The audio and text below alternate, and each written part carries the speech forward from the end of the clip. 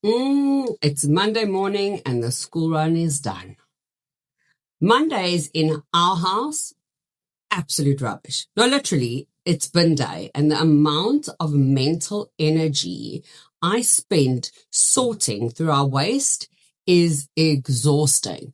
I don't even remember us doing that in South Africa. It's like here in the UK, it's recyclables in one bin, glass in another, garden refuge in that bin, and the general household shit in that bin, which is constantly overflowing, by the way.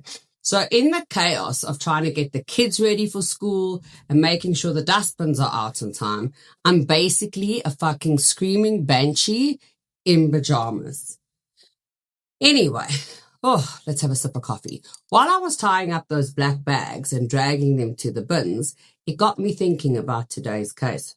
We're heading to Mons, a city in Belgium in the late 90s. For a whole year, this quiet city was gripped by a predator who didn't just kill. He disposed of his victims in the most cold-blooded, everyday way imaginable. He didn't leave clues. He didn't leave witnesses. And he certainly didn't leave a name. He left victims in bin bags on the side of the road, hidden in plain sight amongst the Monday morning rubbish, and then he simply vanished back into the shadows. This is the story of the Monster of Mons. The nightmare began in March in 1997. A police officer was patrolling a street with the most ironic name possible, the Path of the Carefree. He spotted several black bins neatly tied and left on the embankment. Suspicious 100%. When he opened them, he didn't just find household waste. He found the perfectly preserved, surgically dismembered remains of a woman. Now, what made this killer absolutely terrifying was his precision. He didn't just hack away at the bodies. He knew anatomy. He removed the joints with the skill of a butcher or a surgeon. Over the next few months, more bags appeared. They were left in public places, like near the entrance of the Mons railway station, or they were dropped right in the middle of a busy residential street. My mind is screaming here because I'm just like, the sheer balls of this man. He was walking through the city at night, carrying heavy bags filled with human remains, body parts, and then he was just placing them where he knew they would be found the next morning. He wasn't hiding. He was performing. He treated these women like they were nothing more than the rubbish we chuck out, erasing their humanity with a literal tie knot on a plastic bag.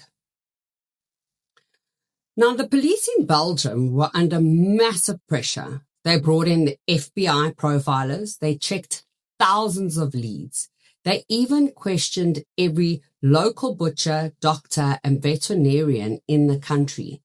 The cuts were so clean that the investigators knew they weren't looking for a common thug. They were looking for someone with professional training. But even with the best minds in the world on the case, the monster was a ghost.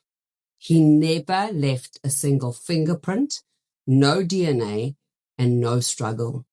He was so meticulous that it felt like he was mocking the authorities, leaving his work in places where he knew the police would have to find it. He wanted the world to see his precision, but he didn't want the world to see him.